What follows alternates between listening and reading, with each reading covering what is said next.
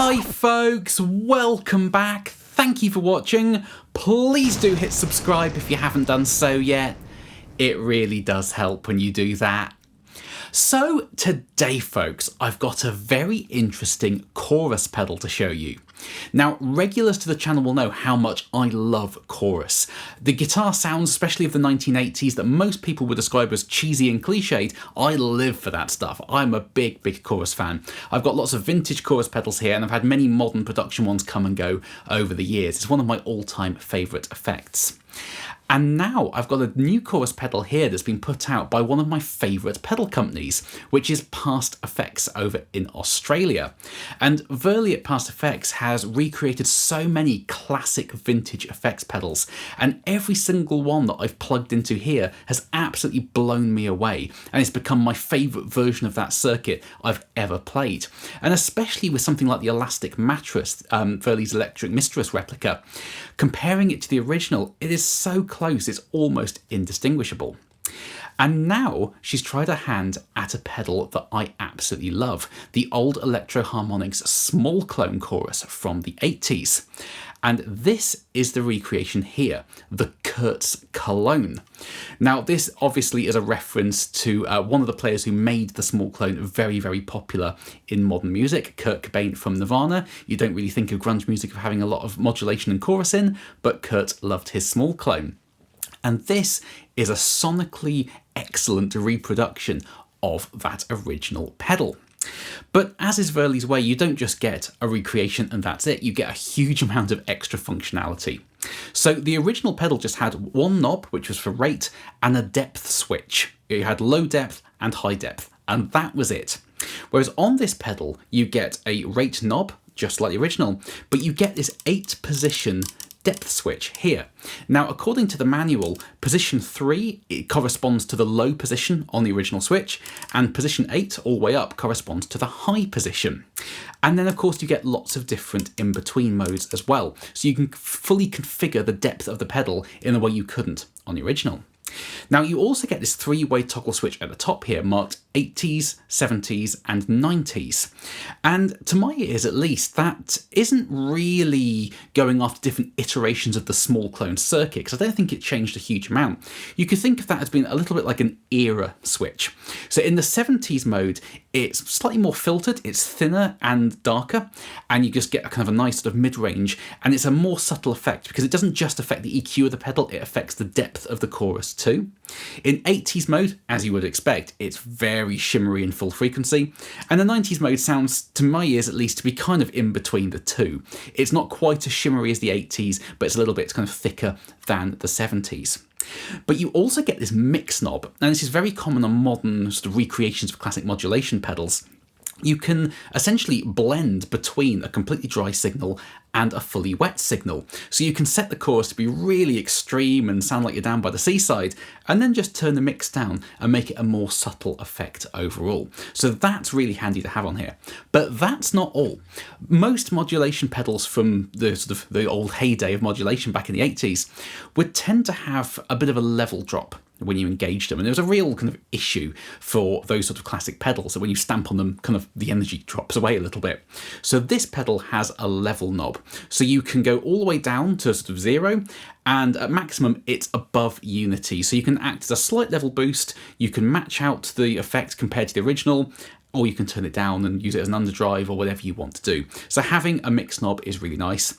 And finally, last but not least, you also get these 2 toggle switches, which is a low cut and a high cut. So you can shelve off some lows and some highs, especially useful if you're using it into a gain stage, because you might want to tighten up the low end and stop the kind of razor highs becoming too sizzly. You can engage those 2 switches. They're fairly subtle, but they do have a noticeable effect. So it's very configurable. You also get stereo outputs on here, which of course the original small clone didn't have, and you can just do so much with this pedal beyond the original. Now, what I'm going to do today, folks, is 2 things. Firstly, I'm just going to plug a guitar into this pedal, into an amp that's set clean, and just do the usual demo thing of running through everything this pedal can do. Just twiddle some knobs. It's so configurable, I won't be able to hit every single setting, but I'll do as many as I can in 8 or 10 minutes or so. But I also wanted to do a second bit of playing. And I was thinking about what that could be, whether I want to run 2 amps and show off the stereo capabilities, or run it into a gainy amp and show off how the filtering works and how it sort of interacts with a gain stage. There's loads of things I could do, but I didn't want this video to be 40 minutes long. But then I thought what might be much more interesting is comparing the Kurz Cologne to this. This is my vintage original small clone from 1983, and it's such an early unit it still says mini chorus on it. It very quickly went to full chorus when this pedal came out. So this is one of the original vintage pedals. This one has exactly the same chip as the Kurz Cologne has in it, the MN3007. There were some of these with the SAD1024. This isn't one of those. So these pedals run on exactly the same chipset. And I want to see how close I can dial the Kurz Cologne in to my vintage original small clone and find out whether this can essentially replace the OG in my collection should I wish it to.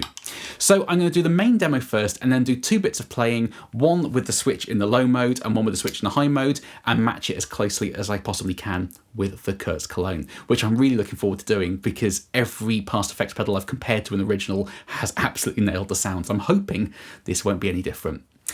So without further ado, folks, here we go.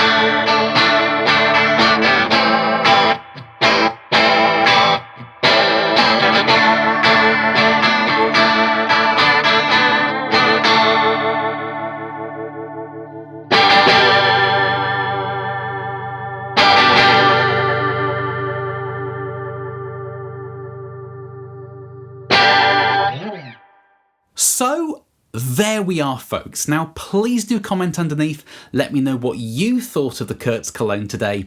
I love chatting nerdy guitar stuff with you folks down in the comments section. Now there's two ways of assessing this pedal, isn't there? The first is, how does it fare as a standalone analog chorus pedal? And the answer to that is superbly well. This is all the analog BBD chorus you could ever possibly want or need. You get the mix control, it runs on standard 9-volt power in a pedalboard friendly sized format, you get extra control over the depth, you get the era switch to control the sort of overall EQ, you can filter the highs and the lows, it runs in stereo if you want it to. It is everything that an analog chorus should be. But the far more interesting way of assessing this pedal is, how do we think it compared to the OG? Now, interestingly, in the manual, Verlie says that position 3 on the rate knob corresponds to the low position on the original switch, and position 8 corresponds to the high. Now, on my particular original, I found that position 2 on the Kurtz Cologne corresponded most closely to the low position, and position 6 corresponded to the high. Now, that doesn't mean to say it's a mistake in the manual, because of course it will depend on which particular small clone Verlie based this off. And these originals will have all had component tolerances when they were new, and also let's not forget this pedal is, I think, 42 years old now, and component values do drift over time. So for this pedal to sound as close to this particular old small clone as it does is incredibly impressive indeed. Now, I found that it most closely matched up in the 90s mode and with the low cut engaged. And one of the first demos I ever did on this channel was comparing this particular original small clone to a more modern reissue in the same size and shaped enclosure. And what we found in that video was they sounded essentially the same, but the old has much more filtering in the low end. So to my ears at least, the low switch on this pedal is kind of the vintage mode when it comes to recreating the sound of the original pedal. But of course you then get everything else this pedal can do. So yes, it does a wonderful job of sounding like this, but it does so much more aside from that. And of course you can buy this. This is worth a fortune on the second-hand market. You can buy this new today should you want to. So those are just my thoughts, folks. I love hearing yours in the comment section, so please do comment underneath. I love hearing from you on all this sort of stuff. So thank you for watching, folks. I hope this video was interesting and useful for you. There's a link in the description to where you can check this pedal out. And please do carry on subscribing. I know I always say it, but it makes a big, big difference when you hit the subscribe button. So thanks, folks, and I will see you very, very soon. Bye-bye.